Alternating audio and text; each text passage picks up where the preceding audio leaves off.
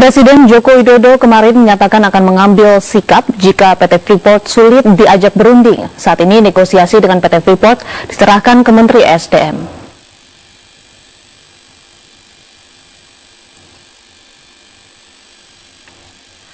Perundingan antara pemerintah dengan PT Freeport agar mengubah kontrak karya menjadi izin usaha pertambangan khusus belum menemukan titik temu. Presiden Joko Widodo menyatakan pemerintah menginginkan solusi terbaik atas masalah ini. Menurut Jokowi, masalah ini adalah masalah bisnis sehingga ia menyerahkannya kepada kementerian terkait. Namun jika PT Freeport sulit untuk diajak berunding, Presiden akan mengambil tindakan tegas.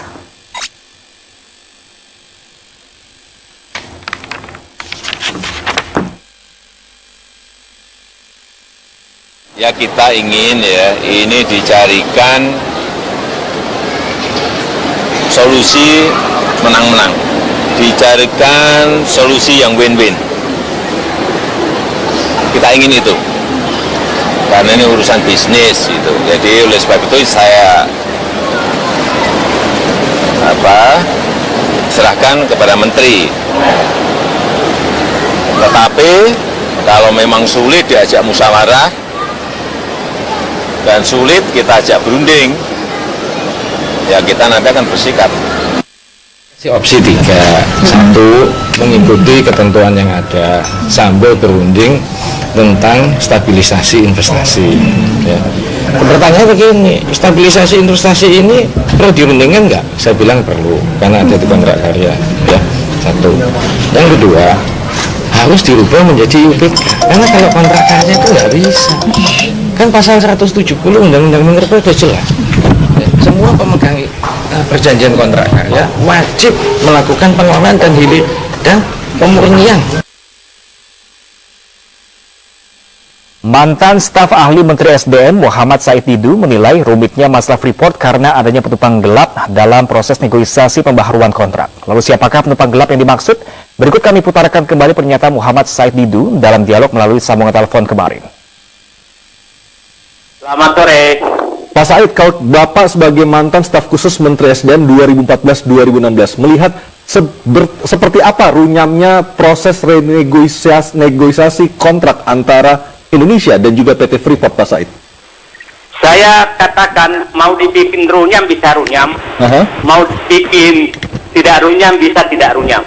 Artinya kalau kita berbicara seperti itu yang bikin runyam siapa, Pak? Pihak mana?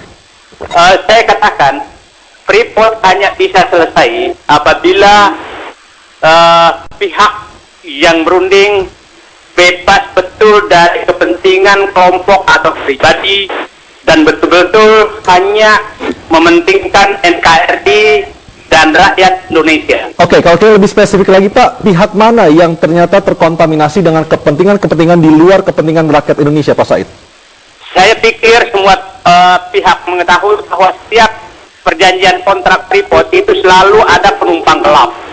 Baik 91, kemudian pas Undang-Undang Minerba 2000, perbaguan Undang-Undang Minerba 2013, 2014, itu juga ada penumpang gelap masuk. Kemudian puncaknya saya pikir semua masih ingat perundingan hampir selesai, tahu-tahu ada pihak yang menyatakan bahwa tidak boleh ada perubahan peraturan perundangan.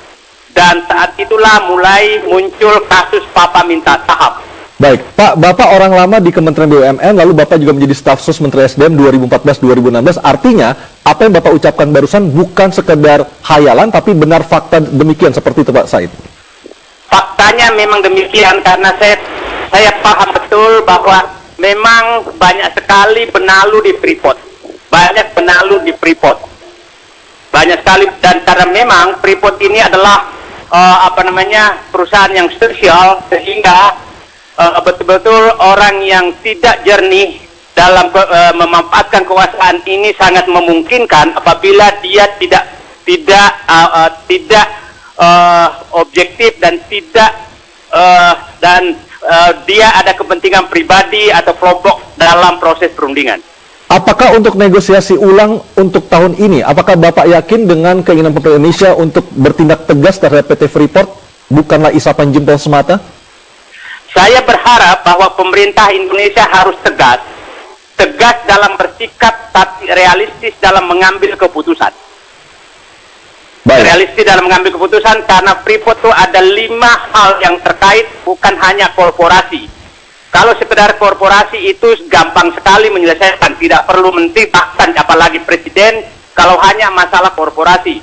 Masalah Freeport adalah masalah hukum, masalah geopolitik, masalah ekonomi, masalah fiskal, dan masalah sosial ekonomi masyarakat Papua. Baik, seharusnya jalan keluarnya seperti apa, Pak, yang menguntungkan bagi masyarakat Indonesia, khususnya masyarakat di Papua sana, Pak?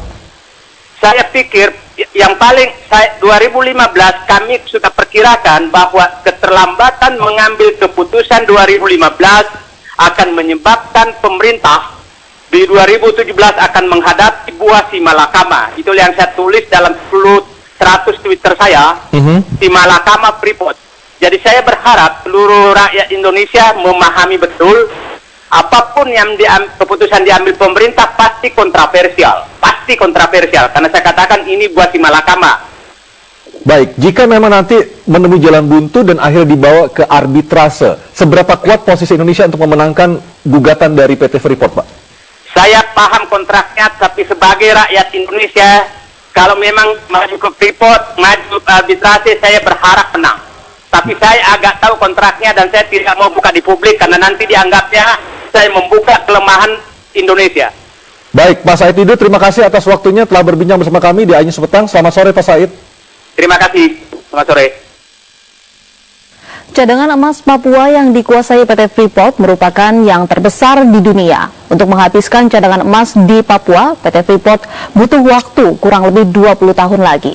Namun PT Freeport masih enggan mengubah kontrak karya menjadi izin usaha pertambangan khusus sesuai regulasi yang berlaku di Indonesia.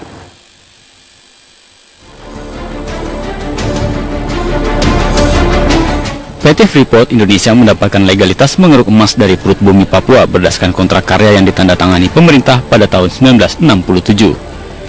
Bulan Maret 1973, Freeport langsung memulai pertambangan secara besar-besaran di tambang Earthberg hingga berakhir tahun 1980-an. Namun, bekas tambang di Earthberg menyisakan lubang sedalam 360 meter. Setelah cadangan emas di Earthberg habis, Freeport kemudian menambang kawasan Gasberg dari tahun 1988 sampai sekarang.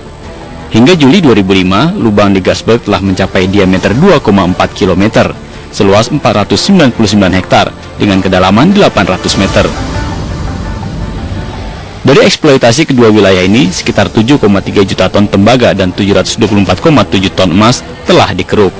Diperkirakan terdapat 18 juta ton cadangan tembaga dan 1.430 ton cadangan emas yang tersisa hingga rencana penutupan tambang pada tahun 2041.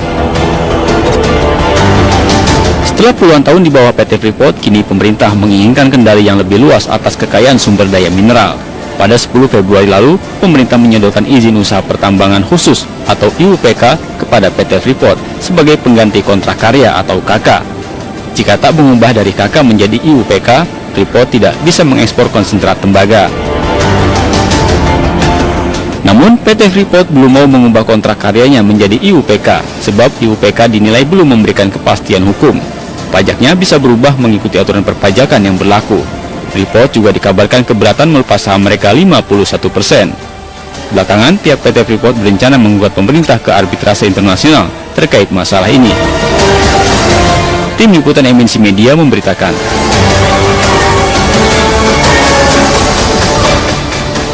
Kita ke informasi selanjutnya, pemirsa. Komisi Nasional Hak Asasi Manusia mendesak pemerintah dan PT Freeport memberikan saham untuk masyarakat asli Papua yang lahannya digunakan PT Freeport Indonesia. Pembagian ini diharapkan diatur dalam hasil kesepakatan antar pemerintah dengan PT Freeport mengenai pertempatan kontrak karya atau izin usaha pertambangan khusus.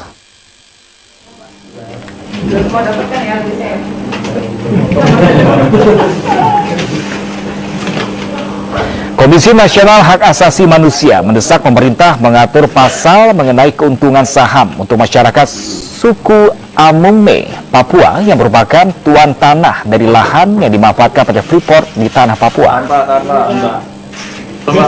Menurut Komnas HAM, kehadiran PT Freeport hanya memberikan keuntungan finansial 9,36% untuk pemerintah Indonesia di mana 9,30% untuk PT Indocopper Investama. Sementara Freeport sendiri mendapatkan 81,28%. Di dalam pembagian ini tidak mencantumkan saham untuk hak ulayat masyarakat adat. Menurut Komnas HAM, pemerintah Indonesia serta PT Freeport telah merampas lahan milik suku Amungne. Program pengembangan masyarakat oleh PT Freeport menurut Komnas HAM merupakan kewajiban perusahaan dan tidak bisa disebut sebagai ganti rugi.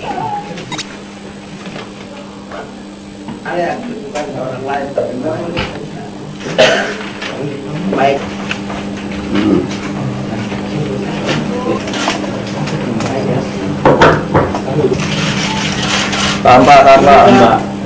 Belum.